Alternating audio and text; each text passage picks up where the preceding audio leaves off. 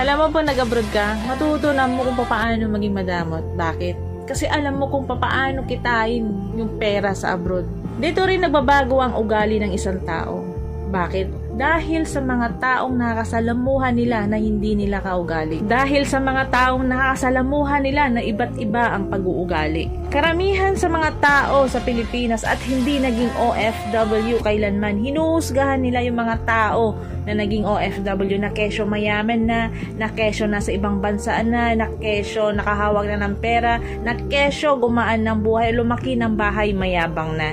Hinuhusgahan nila agad kung ano yung nakikita nila sa'yo. Hindi nila alam yung buong dahilan at buong kwento kung bakit ka nagkaroon ng ganito. Sa ating mga Pilipino or yung ibang Pilipino, bakit kaya hindi na maalis yung ugali nilang panghusga at inggit? Yung tipong wala naman silang ambag sa buhay mo, wala naman silang naitulong sa'yo, wala naman silang nagawang maganda para sa'yo, pero sila pa yung number 1 na naninira sa'yo. Sa mga ganitong klaseng tao na wala namang ambag sa buhay mo, na wala namang naitulong sa'yo, na wala namang magandang nagawa para sa'yo, huwag mo silang pansinin.